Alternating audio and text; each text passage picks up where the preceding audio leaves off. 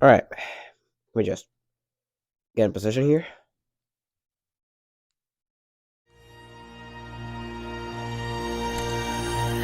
Open your eyes.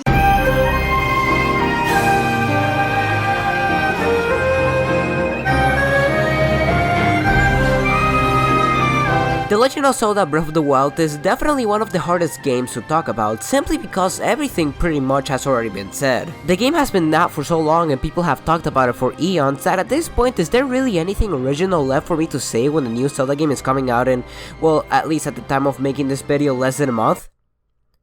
No, of course not. However, that isn't really going to stop me. The first time I played the game was the Christmas of 2019, the prologue to the apocalypse. As you may imagine, I ended up loving the game, quickly becoming one of my favorite games ever. But after the first playthrough, I just never ended up playing the game again. Not completely at least. It's been nearly 4 years since I first played the game, and 6 years since the game first came out. So I wanted to see how the game has aged. Well, I don't know if age is really the right word here, I just wanted to see how the game stands, ignoring all the hype behind it.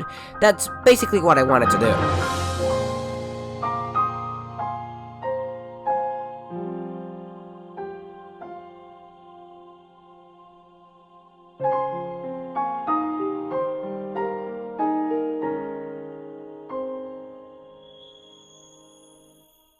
The game starts with Link waking up from a 100-year power nap, with Zelda telling him to grab his tablet and to get going. From there we go out, get a view of the landscape, and have a 1-hour tutorial section. I think the Great Plateau is a great introductory section to the game, and in many ways obviously, apart from introducing you to the Sheikah Slate, alongside the many powers it has, the stamina system, the lock-on, the gliding, the shrines, the stamina system. I think you get the picture by now. It shows you everything the game is going to do, and prepares you well enough for this fucking giant map! The world in this game is definitely one of the biggest open worlds I have ever had the pleasure of playing. You'd think the Great Plateau is big, which it is, it's like one of the bigger Zelda maps on its own, I think.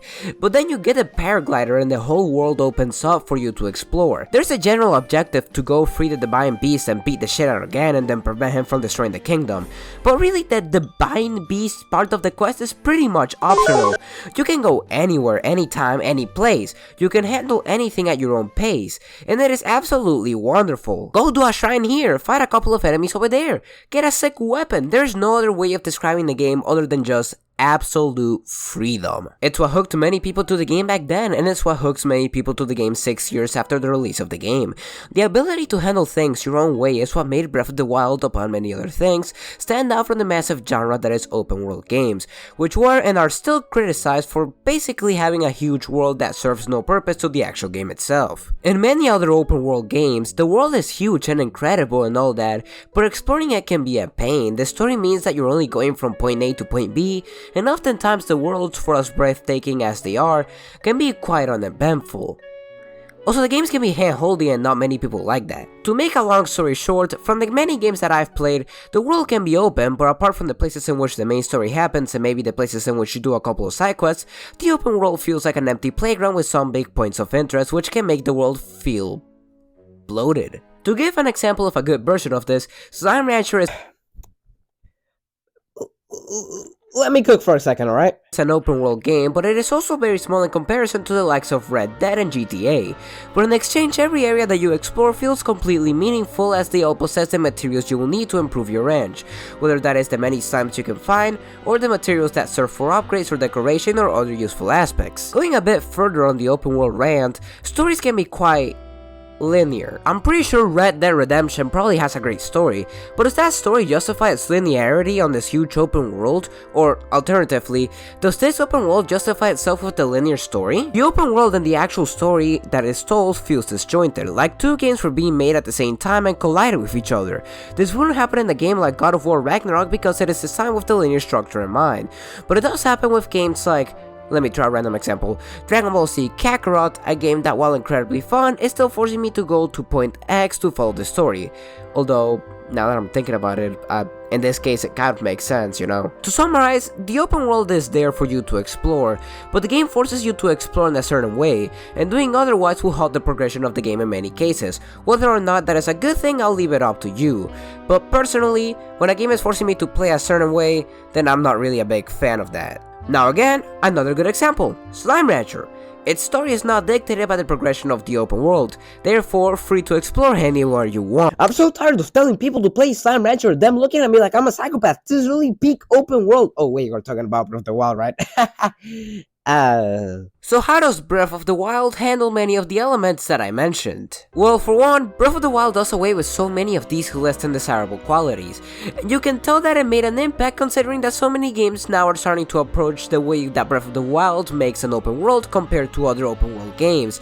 And hell, most open world games now are being compared to Breath of the Wild regardless of how necessary and honestly fucking stupid these comparisons are. Comparing Breath of the Wild to the likes of Genshin Impact should honestly be an insult punishable by death. Breath of the Wild tells you only of your main goals, and maybe a couple side quests if you so happen to talk to the right characters, but other than that it's all up to you to find, which leads to a huge sense of discovery. Nothing is outright told to you, and all the items and icons that you see on the minimap are minimalistic as well as available only after you find them, and not when the game tells you to. Listen, Spider-Man PS4 is a wonderful game, but what does half of the icons even mean? Exploring this massive world even after 4 years feels like one of the most magical experiences with a video game I've ever had the pleasure of having. Just planning a route to climb a mountain, which structures I would visit first, what places I wanted to see, what puzzles I wanted to complete now or leave for later, and slowly discovering the kingdom of Hyrule once more is still one of the most satisfying things to do. I constantly felt encouraged to go out there because maybe I could go find a Korok seed to expand my inventory and not have to deal with this fucking message, or going to a shrine and slowly upgrade my stats, which is still great. Hell, a lot of the times, the routes that I did plan out end up with me sidetracked into another location and taking a lot longer to get where I wanted to go in the first place. A lot of people don't like the shrines, and their complaints are not unwarranted, but to someone who simply hates doing optional content if it's not necessary, I think that these things were and still are great. Their incentive is increasing essential parts of your journey, so I always wanted to do them first chance I got, and the puzzles inside of them were pretty fun for the most part. I think that my favorite shrine was definitely the ones at the mountain peaks, in which you go to one of the mountains and enter a shrine, and I had no idea what I was supposed to do here, so I searched it on YouTube, and just before I was about to click a video, I realized that one of the videos had like a different title, and I was like, wait a minute, that's not the name of the shrine, and that's what I realized. Wait. Then I went outside of the mountain, back to the mountains, and then I look around the other mountain, and sure enough, there's a whole nother shrine there. And as it turns out, the puzzle was that the layout of one of the shrines was the correct answer to the other one, and bro, that shit is so good! Discovering stuff like that was always followed by an indescribable feeling of happiness, and that's so sick! I think I could be 50 years old and still find new stuff to do in this game. I know many wish that there was a better reward to taking your time and exploring all these regions, and I don't deny that games like Elden Ring have showcased how this could work, and more than that, how it could work well. I mean, hell, the whole underground map that is like half as big as the normal map is optional. That game is also a good example of freedom and doing whatever you want, but I'm not covering a Souls game right now, you're crazy if you think I will. The thing is, I do like that the main reward you get is so well connected to the progression of Link as a character and the player getting more powerful. It makes the exploration all feel justified, essential, and I feel like between Elden Ring, Breath of the Wild, and other open worlds, you can see that the first has some small secrets with some fucking huge secrets, while the second one has medium secrets that are all important to the actual game alike, and the third one will shove whatever the fuck at you. Throw a horrible HUD and a UI while you're at it. While we're also on the topic of things that people don't like from Breath of the Wild, the durability system. It's been one of the most controversial aspects of the game because it can come off as an inconvenience in a lot of different cases, but the reality of the situation is that the mechanic is kind of essential to the game as it is now. It's simple, really. Look at enemies shit enough times and the weapon will break like a Lego. This will happen to every weapon except the Master Sword. That one you just have to wait for it to recharge its batteries. A lot of people dislike the system, and I get it, honestly, I do. It can be frustrating to have a good weapon and be afraid to use it because it can break at any moment. However, at the same time, I do feel like this is kind of a thing that's necessary for the game. I mean, the game doesn't really have like a bajillion stats, different classes to pick from, or different incantations and summons and different strategies depending on the enemy, so it wouldn't really fit for the game to to have a huge shit ton of weapons like Elden Ring does, and having the weapons not break would simply snap the difficulty in half. And I was thinking of possible solutions, maybe fusing weapons. Hey, wait a minute! Maybe fusing weapons to make completely new ones, but at the same time I feel it'll eventually lead right back into breaking the difficulty options. I don't really have a good solution for this dilemma. The mechanic incentivizes the player to try out different weapons and to not just stick to one of them, and it is essential to the design of the game, so even if you aren't a fan of it, I don't think that Breath of the Wild will be what it is without it. The one thing I don't honestly like about the game is the control scheme. I don't know, it's been such a long time, but I can never get used to jumping by using X and not A.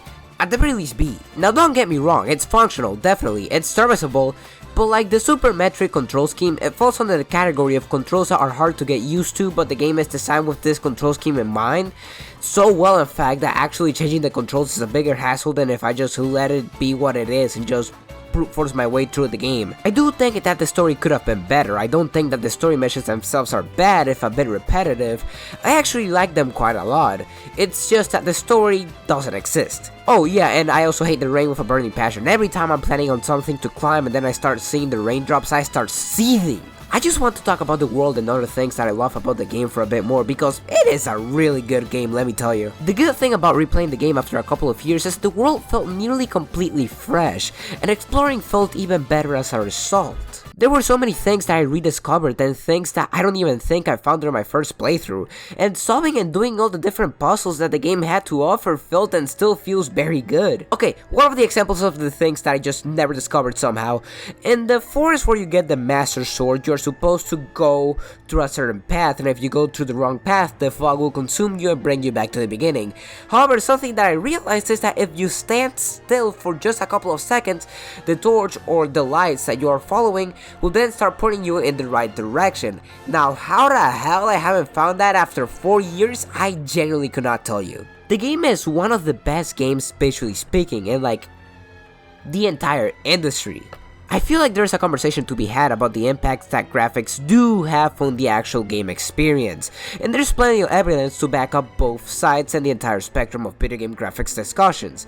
But something that Breath of the Wild has made me realize is that there are many moments in which the way the game presents itself definitely affects the gameplay experience in many ways. I have been recently playing the Resident Evil 4 remake, and it is one of the most realistic games you can find on the market, but despite the way it looks, it is still not afraid to let the game part of the experience be known. It isn't afraid to have gamey stuff in it, like the bright yellow crates that have the items that you need throughout the campaign, which is a very good thing. Realistic games want to make everything look like it could happen to you. That's right, little guy, you too can be Spider-Man, you just need to jump off a roof. But when you do stuff like that and make everything just sort of blend into the background, then you can't see what you need to see, and then you make a mechanic to detect things that you can interact with and defeat the entire purpose because you're looking at the game like this. My experience with Breath of the Wild has helped me see and notice so many small things that for some may be insignificant but really add up the more into the game you go,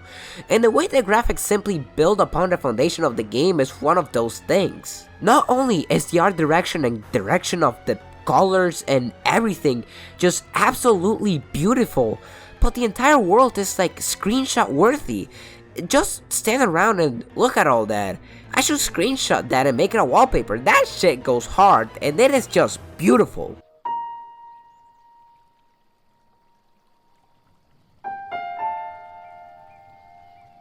Breath of the Wild is my favorite Zelda game.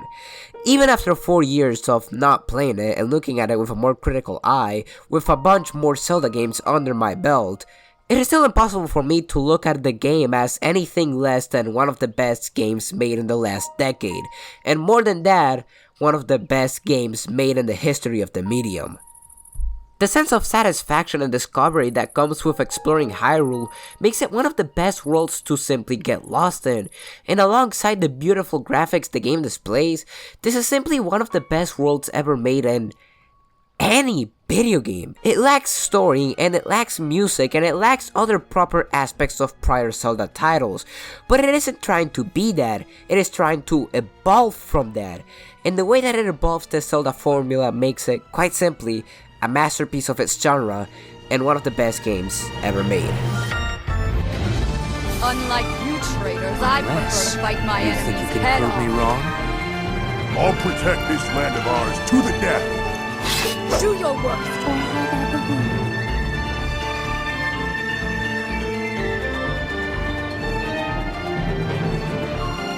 Link, you are our final hope.